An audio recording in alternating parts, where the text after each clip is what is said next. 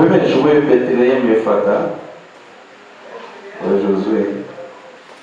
Jouer Bethléem Ephrata. La Noël, ce n'est pas pour les païens. La Noël, c'est pour les chrétiens. C'est nous qui sommes censés fêter Noël et parler de Noël. Parce que nous connaissons le sens. Pas les païens. Et frère Madame dit, la Noël, ce n'est pas pour les petits enfants. Normalement, c'est pour les grandes personnes. Ceux qui comprennent l'importance de la venue du Seigneur Jésus-Christ. C'est à nous que cette fête appartient. Bethléem Ephrata, pour la moyenne ville de Juda. Bethléem Ephrata, pour la moyenne ville de Juda. Mais de toi sortira celui qui dominera. Mais de toi sortira celui qui régnera sur Israël.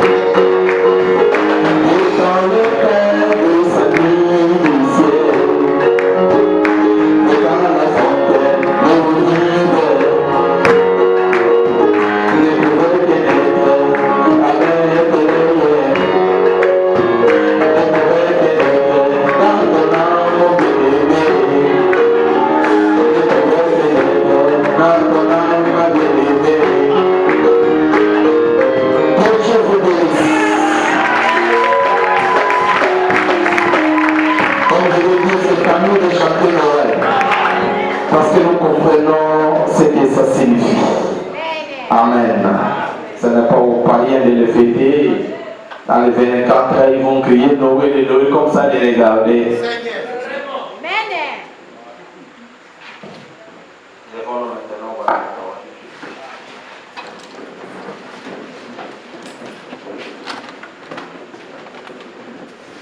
Luc chapitre 1er, verset.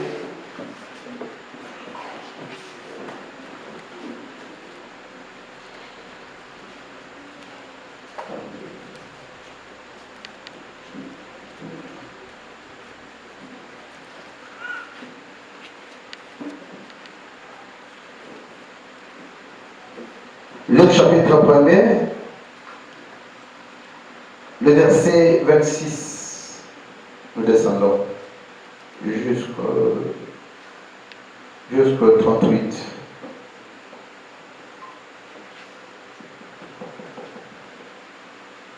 Nous lisons la parole de Dieu avec respect dans le livre de Luc.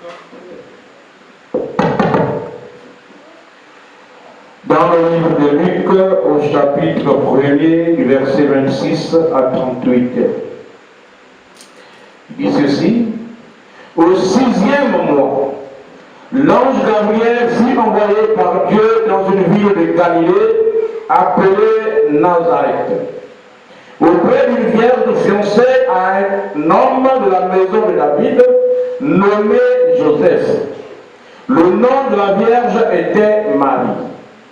L'ange entra chez elle et dit, je te salue, toi à qui une grâce a été faite. Le Seigneur est avec toi. Troublée par cette parole, Marie se demandait ce que pouvait signifier une telle salutation. L'ange lui dit, ne crains point, Marie, car tu as trouvé grâce devant Dieu. Et voici, tu deviendras enceinte, et tu enfanteras un fils, et tu lui donneras le nom de Jésus. Il sera grand, et sera appelé Fils du Très-Haut. Et le Seigneur Dieu lui donnera le trône de David, son père. Il régnera sur la maison de Jacob éternellement, et son règne n'aura point de fin.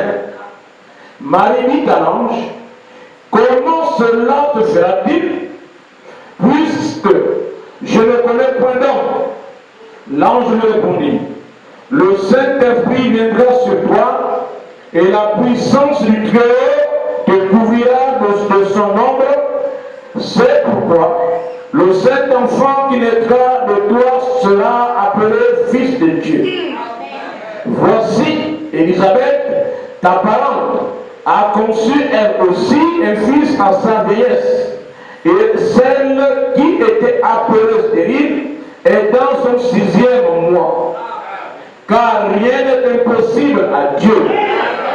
Marie dit, je suis la servante du Seigneur, qu'il me soit fait selon ta parole. Et l'ange la quitta. Seigneur Dieu, le monde est en train de célébrer lors de ta première venue sur la terre. Peu importe le jour où tu es né, ce n'est pas cela qui est important. Ce qui est important, Seigneur, c'est ce que tu es venu faire dans ce monde. Bénis-nous pendant cette méditation. Que ta parole, Seigneur, soit avec nous. Enseigne-nous. Montre-nous c'est quoi la vérité. Parce que tu as dit, mon peuple est péri par manque de connaissances.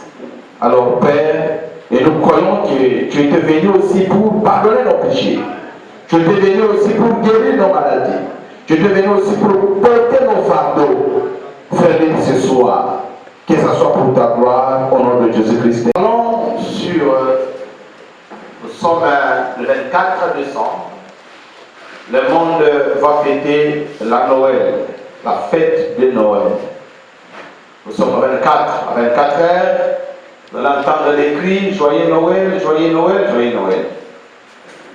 Et nous voulons savoir ce que cela signifie réellement le jour de ce 25 décembre. Nous ne croyons pas à la date du 25 décembre, Nous croyons que Jésus est né un jour, mais ça n'a jamais été le 25 décembre.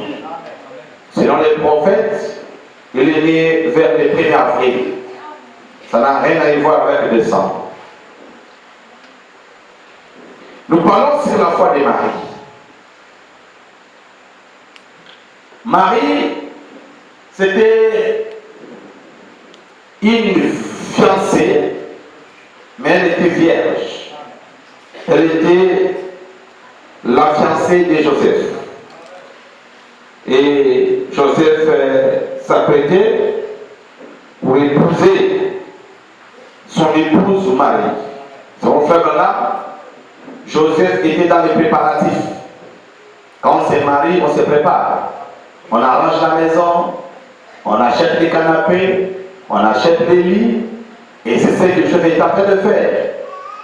Il est en train de se préparer parce qu'il veut faire le mariage et Marie devait rentrer à la maison. Mais comme les fiancés peuvent marcher ensemble, ils partaient à l'église ensemble parce qu'ils étaient de vrais croyants. Ils partaient à l'église ensemble depuis la même église. Ils suivaient l'enseignement de leur pasteur, l'évêque à l'époque, qui les enseignait. Et parce qu'en Israël, ils attendaient un libérateur. Et c'était le Messie qui devait venir pour libérer le peuple, conformément à ce que le prophète avait parlé. Esaïe avait dit cela, qu'une vierge devait concevoir. Et l'enfant qui sortira de la vierge sera appelé Emmanuel, il sera le libérateur. Et tous les pasteurs dans les synagogues, ils ne manquaient pas de prêcher, de rappeler aux jeunes filles de garder cette virginité, de garder la parole de Dieu, car Dieu allait visiter son peuple. Il allait visiter l'une de ses femmes, de ses filles, pour que ce sauveur vienne au monde. Et pendant que Joseph se préparait, les pasteurs avaient prêché ce sermon-là, cette prédication-là. Et ça avait donné une matière à réflexion à Joseph et sa fiancée. Ils sont partis à la maison, ils se posaient des questions. Comment ça va se passer? Comment la chose aura lieu?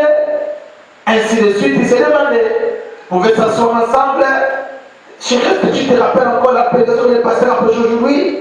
Parce que Frère Branham dit, pour que les anges vous apparaissent, vous devez parler de ces anges. Vous devez parler de la parole de Dieu. Et il parlait de la parole. Tu as suivi ce que le pasteur a prêché. C'était un débat. Oui, j'ai suivi et tout ça. Parce que non, je ne sais pas que la Bible, ça s'en va encore relire et ce que le pasteur a prêché. Et pendant qu'il prêchait ainsi, ils sont tombés sur cette écriture qu'une vierge concevra. Et Frère Branham dit, quand ils sont tombés dedans, ça a attiré l'attention de Joseph. Et ça a attiré l'attention de Marie. Est-ce que tu vois cette écriture ici, où les prophètes sont en train de parler? Quelle sera cette vierge-là? Et il s'est demandé, il s'est posé des questions. Quand la même brochure,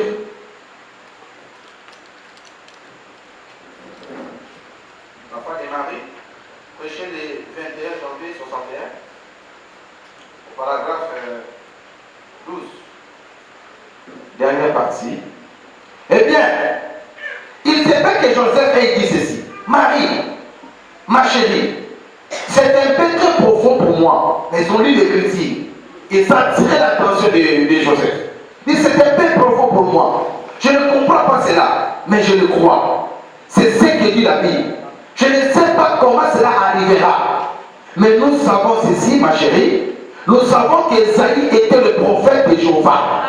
Par conséquent, ayant l'onction du Saint-Esprit de Dieu sur lui, il ne pouvait pas prophétiser une fausseté. Car il était le prophète. Et nous savons que ses paroles sont vraies. Et quand il a dit, une vierge concevra, ce n'était pas Esaïe, c'était notre Jéhovah. Et Jéhovah peut accomplir tout ce qu'il a promis. Là, c'est Joseph qui parle à sa femme. Il dit, chérie, ça a tué mon attention. Dès qu'on a dit ça, mon cœur, quelque chose a réagi. Cette parole est la vérité, chérie. Ça va s'accomplir. Même si ce n'est pas dans notre génération. Mais dans la génération future, c'est que Dieu a dit s'accomplira. Car notre Dieu ne ment pas. Si tes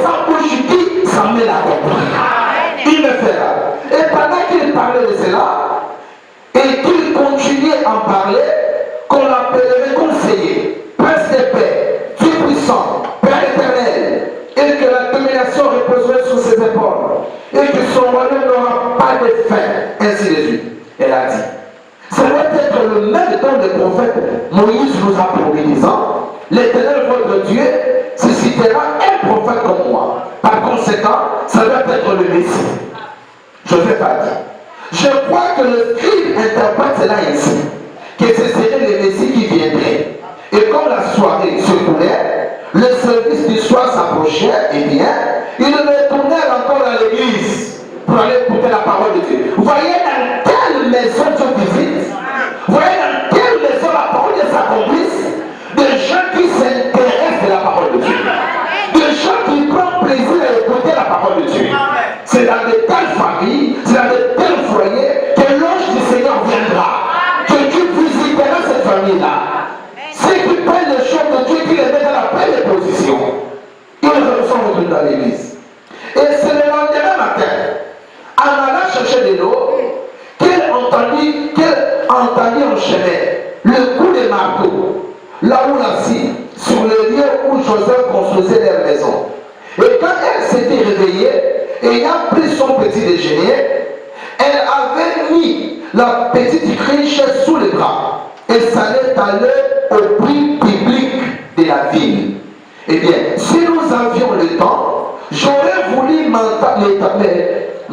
m'étendre un peu sur ce prix, mais nous n'avons pas le temps. Ainsi, pendant qu'elle y allait, la tête basse, réfléchissant, elle n'arrivait pas à faire partir cela de son esprit. Et elle s'est dit, cette observation que Joseph a faite à mon endroit, que je l'ai arrêté sur cette écriture d'Ésaïe 9, 6. Et comment c'est là? Il m'a dit, ma chérie, si c'est, je pense, je me suis toujours dit que tu étais la plus belle femme que j'ai jamais vue. Frère, dès que Joseph a interpellé ou attiré l'attention de Marie sur cette écriture, l'aspect de Marie avait changé. Ça, c'est le prophète qui dit. Et moi, je crois que c'est la vérité. Parce que le prophète dit, quand on a la pensée de Dieu, il dit, dès que Joseph a attiré l'attention de Marie, il dit que chérie, relis un peu cette écriture d'Ésaïe 9:6. Et dès que, ben c'était sa femme, il est avec elle. Mais après savoir lire l'écriture, comme si quelque chose était déjà entré. L'aspect de Marie, il y avait un changement total. Parce qu'il y avait une prophétie qui devait s'accomplir. Et ça avait déjà commencé selon le prophète. Il dit que l'aspect de Marie avait complètement changé. Vous croyez à ça? Vous le croyez? Je suis toujours dit que tu étais la plus belle femme que j'ai jamais vue. Mais je ne comprends pas comment, pendant ces quelques dernières minutes, tu es devenue plus belle que jamais. Tes grands yeux brillent. Et c'est juste au moment où nous avons cité cette écriture. Cela n'a-t-il pas ému? Sinon, quelle est-il arrivé? Eh bien, c'est demanda-t-elle. C'est de quoi lorsqu'il a dit qu'un enfant est né. La richesse c'est la crainte de l'Éternel. La prospérité c'est la crainte de l'Éternel. Dieu est parti de choisir. Elle qui est insignifiante. Oui, c'est ça la spécialité de Dieu. De prendre quelque chose qui n'a pas de valeur. S'il te prend ça sous contrôle, il peut donner de la valeur à ce qui n'a pas de la valeur. Il peut élever ce qui est plus bas. Et il peut faire descendre ce qui est plus haut. Quelqu'un peut dire amen à cela. Même si tu sors de nulle part, mais si tu te laisses entre les mains du Seigneur, Dieu peut te prendre de toi et faire de toi quelque chose de grand. Le monde peut parler du droit. Si seulement tu prends Dieu au sérieux. Quelqu'un peut dire amen à cela. Notre Dieu, c'est sa spécialité. Amen. Il a pris Marie dans une famille, d'abord dans une ville. Comment on dit? Dans une ville qui n'avait même pas d'importance. Une petite ville, une moindre ville. Juda. C'était Bethléem. C'est une petite ville. Marie était le Bethléem. Joseph était le Bethléem. C'est là-bas, il venait de là-bas. Et une petite ville. C'est là-bas que Dieu va chercher quelqu'un, une personne qui était disposée pour accomplir un travail. Et Dieu t'a amené ici pour une raison. Dieu t'a amené dans ce message pour une raison. Tu n'es pas ici pour un hasard. Avec Dieu, Lazare n'existe pas. Avec Dieu, tous les détails comptent. Tu peux dire amen à cela. Tous les détails comptent. Dieu sait ce qu'il est en train de faire. Oh, qu'il te bénisse, frère. Ça fait longtemps. Tu étais où? Oh là là, qu'il te bénisse. J'étais chercher les personnes numéro pour t'appeler. Ah, tu m'as trop manqué. Il te cherchait et me demandait, je ne voyais pas. Bon, excusez. Alors, voyez, c'est ce que Dieu aime faire. Il fait cela. J'aime sa façon de faire là. Amen. Et il avait vécu une vie telle que Dieu l'a choisi pour une certaine œuvre. C'est ça. Est-ce que toi tu mets ce genre de vie? Tu mets une vie jusqu'à ce que ça mène Dieu. C'est-à-dire Dieu te réserve pour quelque chose. Chacun de nous, Dieu le réserve pour quelque chose. À une seule condition que tu aies une vie qui va répondre à ce que tu vas faire comme travail. Si Marie avait fait la prostitution, elle n'allait pas être ce qu'on parle aujourd'hui. Qui ne connaît pas Marie dans ce monde? Même vous qui n'êtes pas familier, donc vous donnez le nom de Marie. Hein? Marie. Parce qu'elle a vécu la parole de Dieu. Elle a porté quelque chose dans le monde. Dieu a fait un travail avec elle. Vous savez, c'est généralement, lorsque nous pensons à ces choses, la Bible dit que ce qui est dit de louange, ce qui est vertueux, soit l'objet de vos pensées. Amen. Soit nous disons qu'il faut penser juste pour agir juste et pour finir juste. Que ce qui est dit de louange soit l'objet de vos pensées. Je pense que la raison pour laquelle nous ne voyons plus cela, c'est parce que nos pensées se portent sur beaucoup d'autres choses. En dehors de la parole. Même les gens qui sont assis ici, vous pouvez penser qu'ils sont assis à l'église et de suivre la prédication. Leurs têtes ne sont pas là. Ce n'est que le corps qui sont là. Spirituellement, ils sont déjà partis. Ils vont revenir quand on dit l'amen. Ils vont venir soulever leur corps pour repartir. Mais oui. Ça, c'est le corps qui se pose là. L'esprit à la maison. L'esprit au chantier. L'esprit au projet. Donc, ce n'est que votre corps qui est là. Votre pensée est déjà partie. Amen. Et votre pensée, c'est votre esprit. Ce qui fait que, c'est pas quand on prêche, tu ne comprends rien. Mais quand on dit amen, c'est là où ta pensée qui vient prendre ton corps. Parce que ton corps ne peut pas bouger sans ta pensée, qui est ton esprit. C'est ce qui se passe. Les gens sont fiers de dire ça, que non, même quand vous prêchez, je ne suis même pas là. Je suis parti, sorcière. Il faut revenir ici là. Tu veux dire amen dans cela. Tu es censé écouter la parole. Tu viens ici pour écouter la parole. Tu ne viens pas ici pour voyager en esprit. Les gens ont beaucoup de pensées, même dans la présence de Dieu. Comment Dieu va agir avec une telle personne? Vous pensez sur tout, sauf sur la vie éternelle. Il n'y a pas d'amen. C'est pas sérieux. Oui. Toi, tu es encore dans les trésors, tu es à la maison, mais tu es déjà parti. Tes pensées sont au marché. Je vais d'abord commencer par faire ceci. Si j'achète là-bas, après je vais rentrer ici. Là, tu as les taxis. Donc, celui qui conduit un cadavre, l'esprit est déjà parti depuis longtemps. Et c'est une fois maintenant, on peut dire ici, même quand on marche, la pensée nous précède. C'est déjà parti. Frère Madame dit, je pense que les hommes, mais nous pensons à autre chose. C'est-à-dire, au lieu où nous allons, à une certaine mission que nous tenons à regarder, à un certain achat que nous tenons à faire. Mais nos écritures nous disent, cherchons premièrement le royaume de la justice de Dieu. Et toutes ces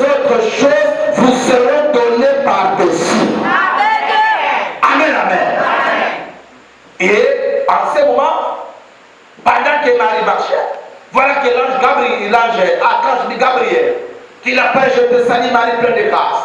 J'ai trouvé grâce auprès de Dieu, voilà tu as une faveur. L'enfant, tu mettras au monde un fils. Et ce fils sera le fils de Dieu.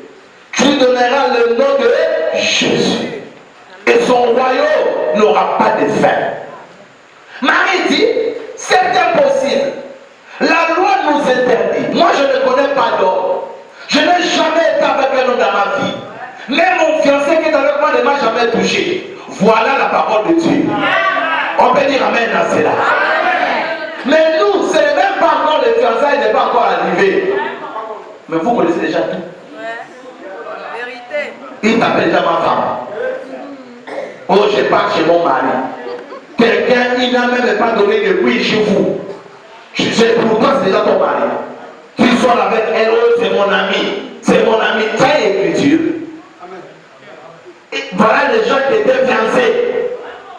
Fiancé veut dire que les parents sont au courant.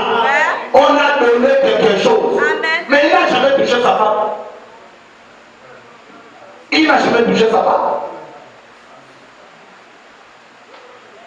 Il dit comment ça va m'arriver? Je ne connais pas d'homme. Là je lui dis, le Saint-Esprit te couvrira de son nom et tu tomberas enceinte. Amen. Le Saint-Esprit te couvrira. La Bible n'a pas dit que le Saint-Esprit t'a couvert. La Bible n'a pas dit que le Saint-Esprit te couvre. La Bible dit que le Saint-Esprit te couvrira. Son physique. Ça pouvait être après-demain. Je ne sais pas. Mais la Bible nous dit que c'était au 6e mois. Le 6e mois qui est le mois de juin. Vous avez vos Bibles, non? Vous avez vos Bibles. Vous n'avez pas les Bibles. C'est vrai. Tu n'as pas la Bible. C'est où? Montre. Montre ta Bible. Je vais voir les personnes de quoi ça fait ça.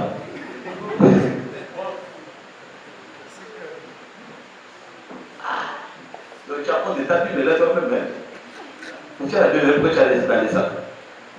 Si tu étais les téléphones, tu n'allais pas faire sortir ça. Quand on lit la Bible comme ça, là, on parle des choses qui sont essentielles. Il faut prendre la Bible chez lui pour voir quelque chose qu'on dit là-bas, ce qui est écrit ici. Amen, amen.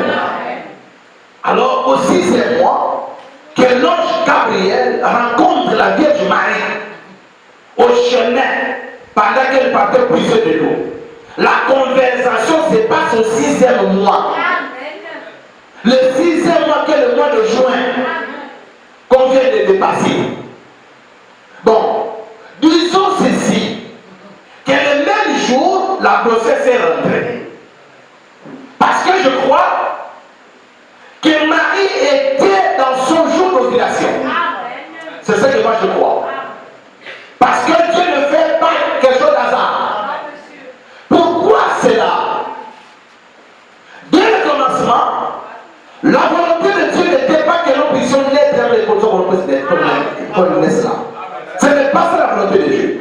Quand Dieu a créé l'homme, c'est vrai, Dieu a dit. Mais vous devez savoir que Dieu a toujours un plan A et un plan B. Dieu sait que si A n'a pas marché, on a le plan B. C'est ce qu'on appelle la volonté parfaite et la volonté permissive. Mais la volonté parfaite de Dieu était que l'homme naisse en dehors des sexes. La femme devait toujours accoucher. Mais soit il ne devait pas avoir des rapports pour que la femme ne tombe enceinte. Parce que l'homme a toujours pris la place de Dieu. Quand Dieu lui a créé le monde, il a créé ce monde par la parole parlée. Dieu a parlé et nous sommes venus à l'existence.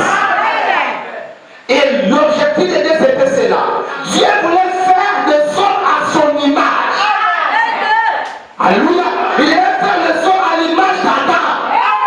Adam n'avait pas une mère. Adam avait un père. Il n'avait pas une mère. Qui était la mère d'Adam? Il n'avait pas. Mais il avait un père qui était Dieu. Et l'objectif de Dieu était que tout le monde vienne par la même voie. Mais un autre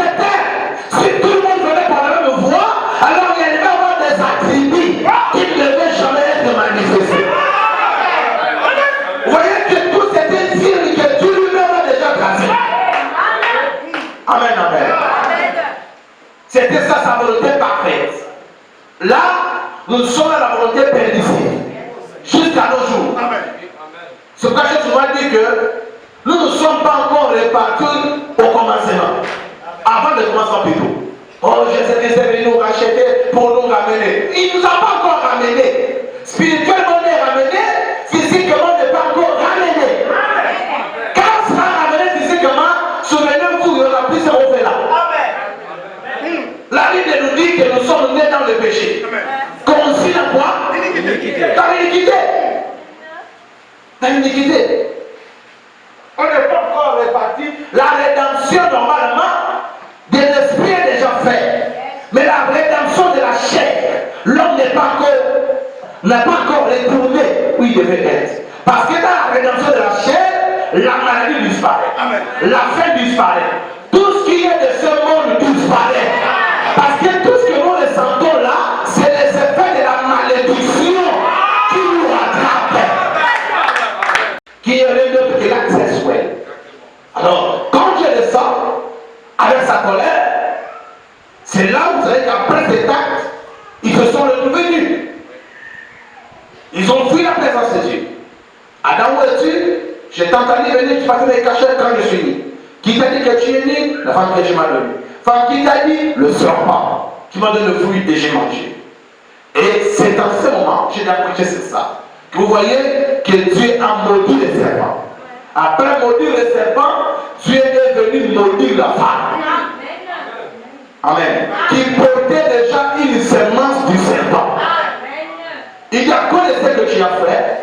J'en mange. J'ai souvent dit ça. Ils ont mangé le fruit qui est la pomme. Par exemple, on mange à la bouche. Bon, Dieu vient maudire les bas-ventres, pourquoi? Les bas-ventres avaient quoi faire? Il dit, j'augmente la douleur de tes grossesses. Désormais, tu enfanteras avec un douleur. N'est-ce pas? Qui a déjà enfanté de rire? C'est qui? Alors, il dit, madame, merci chérie. Oui, je suis joyeux aujourd'hui. Non, la joie vient, c'est quand après l'enfant sort. Même quand l'enfant sort, j'ai plus la douleur. Mais quand je suis là, l'enfant, ça récompense un peu la douleur. Personne n'enfant, même quand les autres qui échangent, quand l'enfant les cycles, les maris même. Avec ta grosse tête là, attends, tu vas encore venir. Vous voyez, tout le monde enfante avec un ton de plaisir. Tu enfanteras avec douleur. Il fait plaisir, c'est de le revers. Ton mari et celui-ci que vous êtes là, c'est là où les choses ont commencé. Voilà la volonté de Dieu parfait qui a été cachée. Cherchez à voir que cela était possible. Une femme pouvait accoucher sans connaître un homme. Est-ce que vous comprenez? C'est ça que Adam et Ève ont échoué. Ils n'ont pas pu faire ça. Alors Dieu cherchait de faire ses moyens.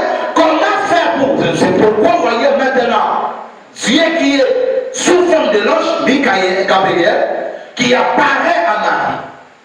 Marie dans sa période. Il dit, je te salue, voilà que tu tomberas enceinte. C'était la parole qui sortait. Marie a dit amen à la, que cela me soit fait, c'est le seul que tu as dit. Et alors, la parole de Dieu était entrée. Et elle est tombée enceinte étant vierge. Sans corriger ce qui était passé là-bas au commencement. Pour montrer que ça a été possible. Est-ce que c'est clair? Dieu qui corrigeait sa parole. Marie est tombée enceinte. L'enfant devait naître. Alors, revenons. Si c'était au mois de juin que tout cela s'est passé, ça a été par quelle magie? Parce que, souvenez-vous, Dieu respecte la nature.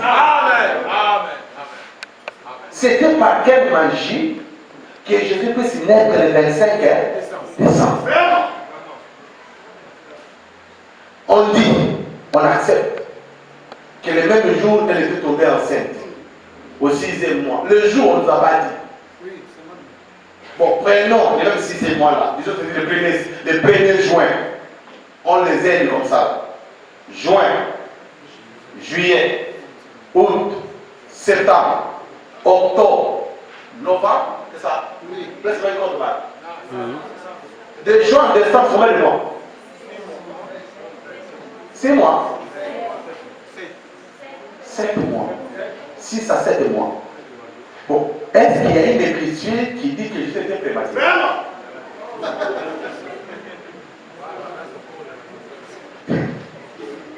Il y a une écriture qui dit que Jésus était prématuré. Jésus n'était pas prématuré. Jésus est né à 9 mois. Amen.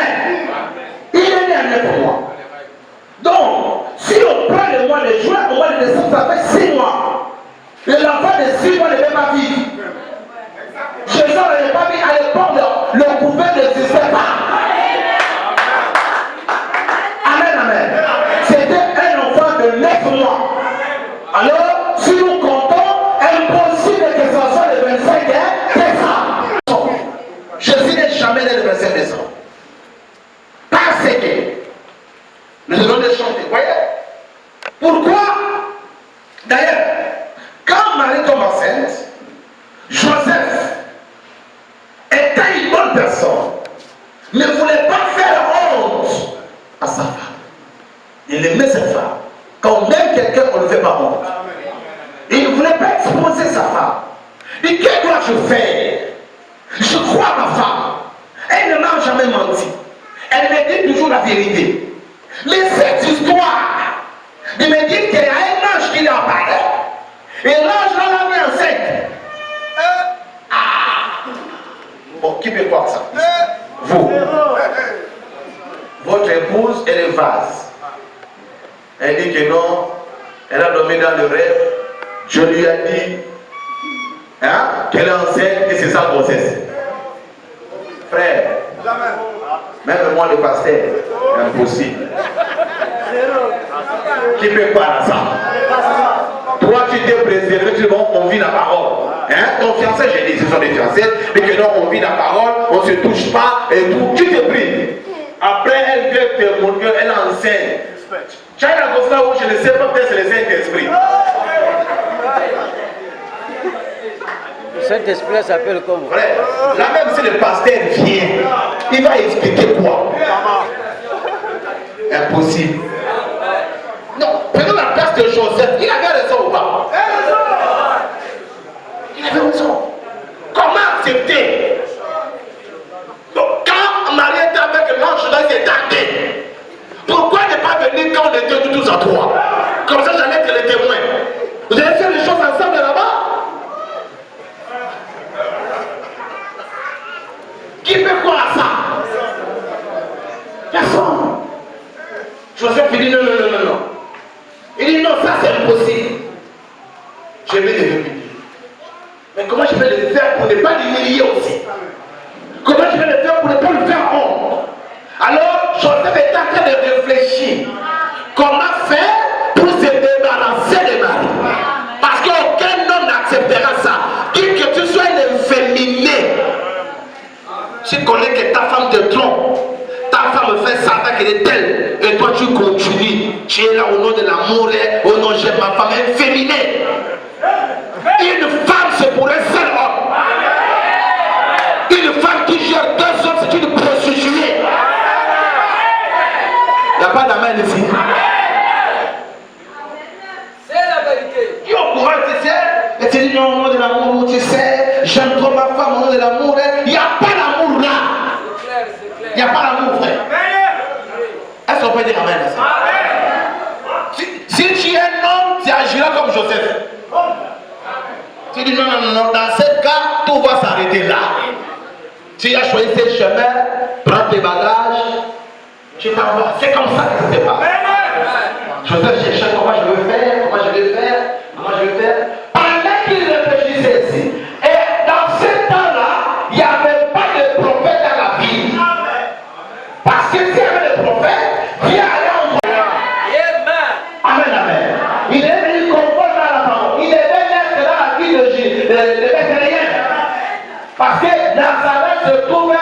Bethléem.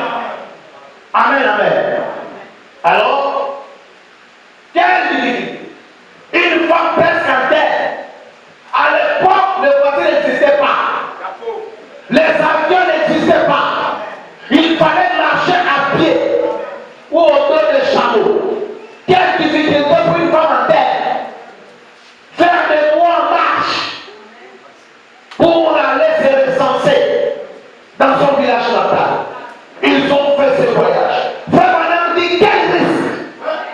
Parce qu'il y avait des bandits. Parce que tout le monde était en mouvement.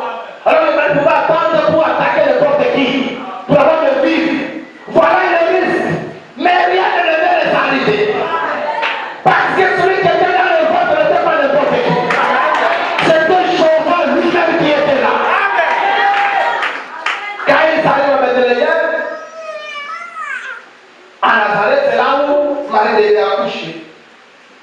Et ce qui est de ça, la Bible nous dit qu'elle a accouché dans la bergerie. Où c'est? La bergerie. Vous ici. Qui peut être fou? Vous. Qui peut être fou, que même si tous les réseaux là sont pleins, que Satan va accoucher, tu vas l'amener là où les bêtes. Donc dans l'enclos, des bêtes, pour qui partent accoucher là-bas. Qui peut faire ça? Tu vas préférer accoucher ma route, ou bien rentrer ma brousse. Mais ça n'était pas comment Joseph et Marie, si c'était normal. Comment ils allaient d'abord faire la cour de qui? La bergerie de qui les a autorisés? Pourquoi la personne qui a dit d'entrer dans cette bergerie n'a pas dit qu'entrer dans ma piscine? Est-ce que vous comprenez? En fait, c'était l'intelligence de Dieu. Tout était manipulé par Dieu et même faisait des choses qu'il ne connaissait rien. Il ne savait pas ce qu'il faisait. Voilà, Marie se retrouve dans la bergerie. Et la Bible dit que Marie a couché là où les animaux boivent de l'eau. Hein? La criche, vraiment. Il y a un endroit comme ça qu'on verse de l'eau où les animaux viennent boire. C'est là Marie vient accoucher. Et ils font mailloter l'enfant avec des linges qu'on tirait les animaux. Pour ça, parce que Jésus était venu tant qu'un animal. Il était venu comme l'agneau. Et il ne pouvait pas naître dans une maternité. C'est la vie pour vous. C'est pourquoi faire la Sainte Seine. C'est mon corps qui a été donné. Parce que son corps c'est le pain. Amen, amen. De quel corps on parle? Comment son corps devient le pain? Devient le pain parce que la Bible dit au commencement était la parole. Et la parole était avec Dieu. Et la parole était Dieu. La parole était faite. C'est le corps de Jésus. Elle a habité parmi nous. Amen, amen. L'homme ne vivra pas de pain seulement, mais de toute la parole qui sort de la bouche de Dieu. La parole de Dieu, c'est le pain. Quand nous la mangeons, nous sommes rassasiés. Amen, amen. Donc ce n'est pas un hasard. Il peut venir comme l'agneau. Attends, je vais m'expliquer. Parce que, retournons par les après les péchés, Dieu lui-même, pour revenir à la communion avec Adam et Ève, a immolé l'agneau. La Bible dit, l'agneau était immolé dans la pensée de Dieu d'abord. Avant la fondation, et c'est avec son sang, le sang de l'agneau, que Dieu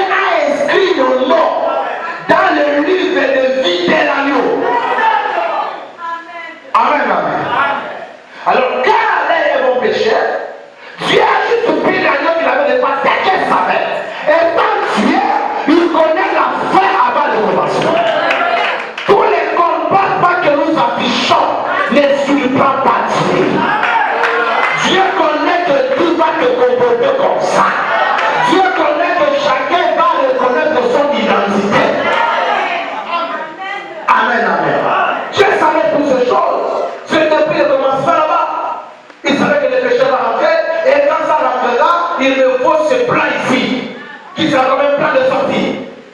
Et quand ils ont péché, il a pris l'agneau là, il a immolé. Et quand, parce que disait la loi? La loi de Dieu disait, le jour que vous toucherez à ça, le jour que vous mangerez ça, c'est ce jour-là que vous mourrez. Et cette parole ne peut pas revenir à Dieu sans produire des effets. C'est pourquoi quand elle a dit son péché, la sentence était quoi? La mort. Pour faire accomplir la parole de Dieu. Mais comme s'ils ne pouvaient pas le tuer, alors quelque chose devait prendre leur place. Un autre sang devait être versé. C'est là où vous entendez, on parle de l'agneau innocent. C'est là où Dieu est parti pour un agneau innocent qui ne connaissait pas le péché, qu'on a égorgé. Et quand Dieu a vu le sang, cela a calmé sa colère.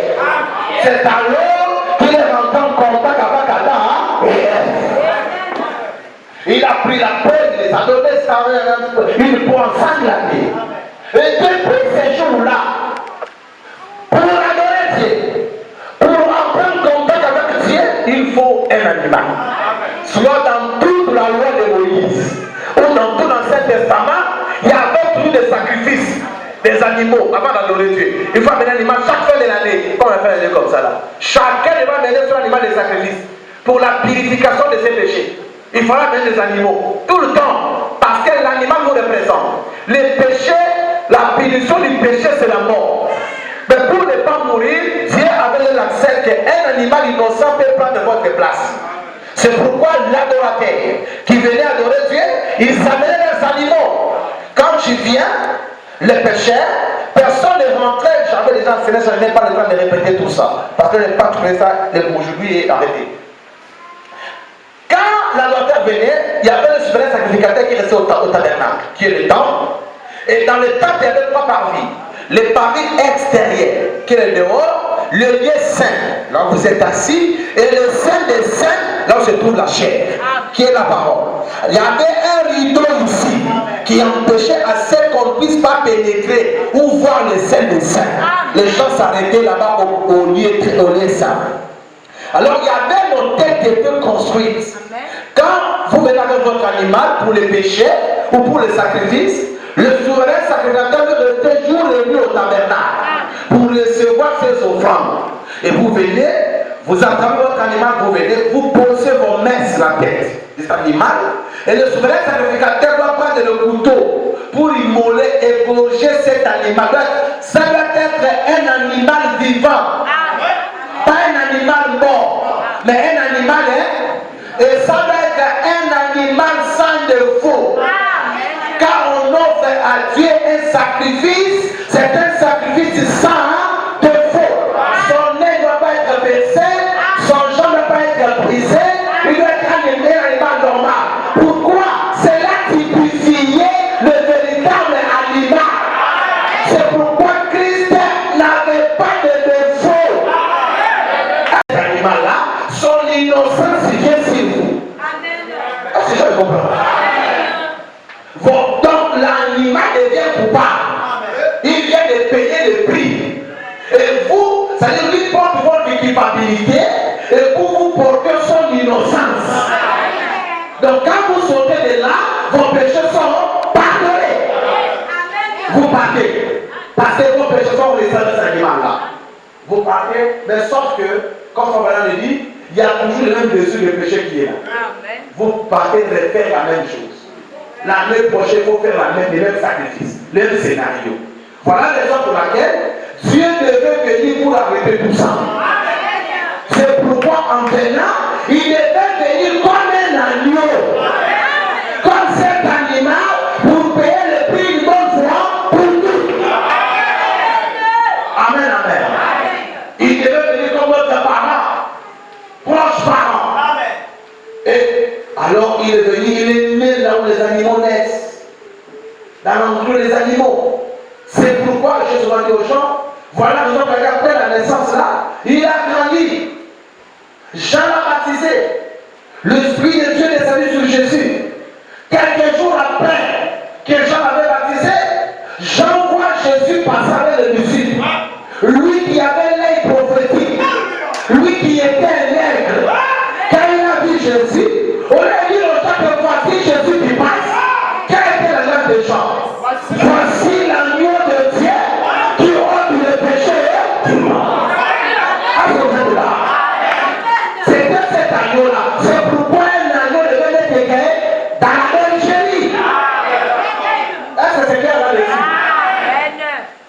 il est né là où les agneaux naissent.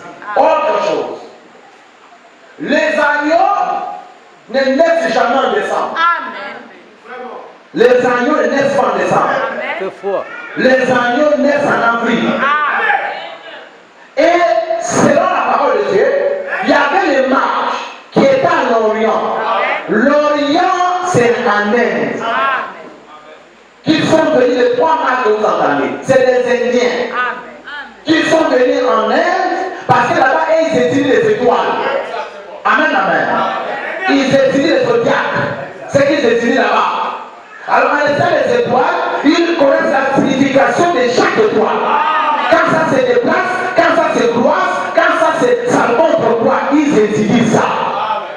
Alors, depuis là-bas, ils étaient en train de peindre. C'était de berger. Les 3 mages, c'était des bergers. En train de peindre le troupeau. La nuit, pendant qu'ils lisaient leur livre d'astrologie, astronomique, je ne sais pas. Pendant qu'ils lisaient ça, c'est alors pendant qu'ils observaient les étoiles au ciel, ils lisaient ici, et ils ont remarqué une étoile qui était différente. Est-ce que vous comprenez? C'était un enfant de plus, parce qu'ils ont quitté l'Orient, en Inde. Il n'y avait pas d'avion, il n'y avait pas de voiture. Ils marchaient en Inde, ils suivaient les poids. Les poids qui les guidaient. Mais non, or les gens de l'Orient, ce ne sont pas des juifs. Ce sont les gens de la nation. Mais qui ont vu sur les poids. Ils ont quitté l'Orient. Alléluia. Jusqu'à aller vers l'Est. Pour aller saluer son droit. Aller saluer ce fils de Dieu. Alors, c'était impossible que ça soit au mois de décembre. Parce qu'en ce moment, informez-vous, vous qui avez des parents qui apprennent en Inde, en ce moment, au mois de décembre, là-bas, c'est la neige. C'est la neige. Et quand il y a la neige, tout est mort. Il n'y a plus de désert. Alors, ils allaient se trouver en bouche commun pour perdre les animaux. Et ils font la provision pendant les printemps. Ils gardent la nourriture. Dans cette période, personne ne parle en bouche parce que tout est mort avec la neige. C'est du mensonge. Quelqu'un peut dire amen à ça. Donc, ce n'était pas en décembre. Selon les prophètes, c'était au mois d'avril. Et c'est là qu'on concorde avec la parole. C'est au mois d'avril que Jésus est né. Il est né le 1er avril. C'est né le 6 avril. Les grands naissent en avril.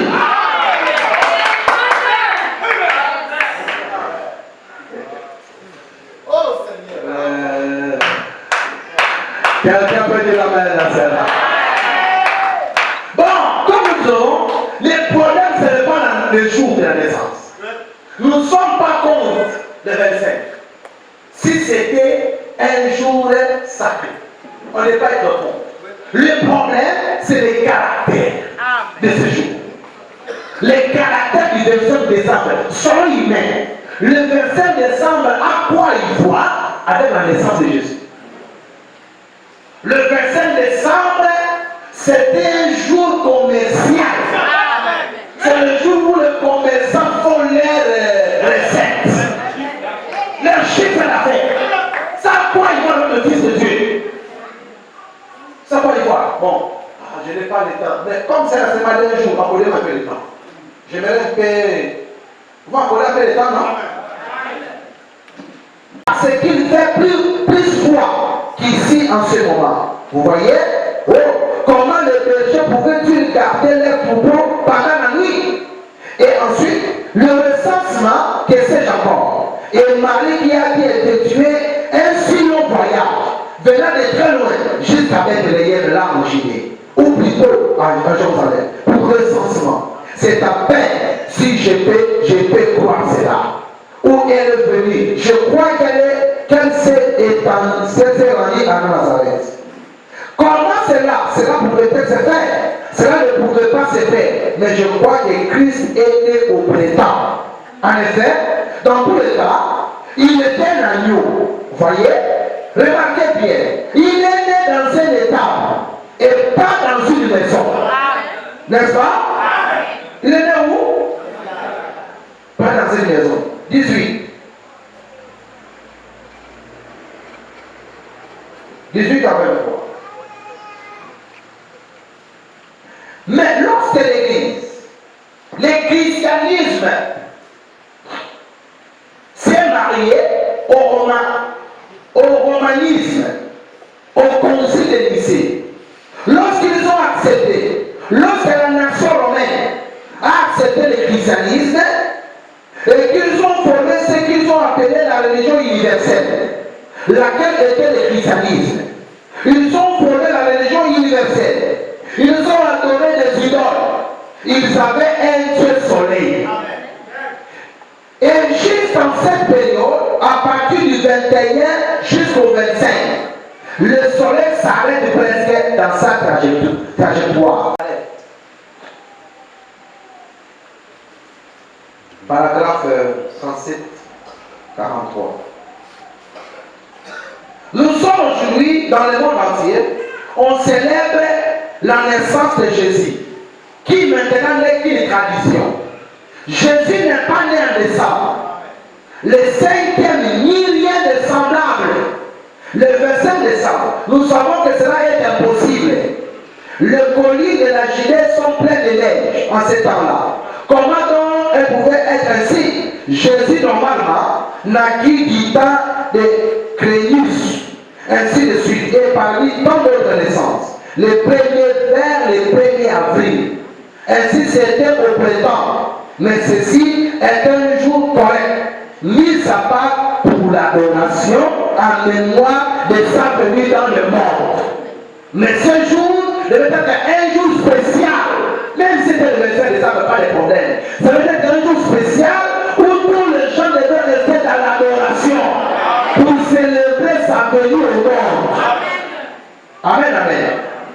L'un des plus grands noms que Dieu ait jamais fait au monde était Jésus. Nous savons cela. Et maintenant, je voudrais, ce matin, parler de la divinité. Oui, plusieurs le considèrent comme un petit bébé couché là dans la crèche. Et ainsi de suite. Mais cela n'était qu'une des images, juste une scène de drame pour l'amener à ce qu'il est réellement sa divinité.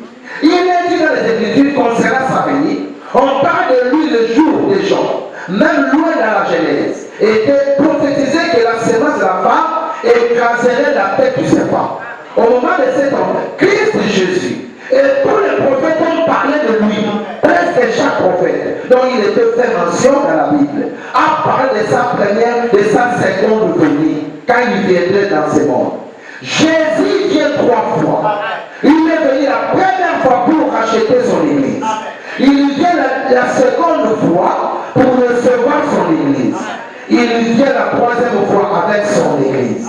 Toute chose dans la Bible va par trinité, par 3, mais tout un seul Christ. Souvenez-vous qu'il est venu dans la première fois pour racheter son église, la 2e fois pour recevoir son église, la 3e fois avec son église, comme roi et reine. Maintenant, lors de sa première venue, nous allons en parler juste un tout petit peu. Et puis on parler de sa présence ici. Et ensuite, de sa seconde venue, on fait la 3e fois le Seigneur volant. Maintenant, à ce jour-là, il n'y avait qu'une grande persécution contre l'Église. César Auguste avait élaboré un grand plan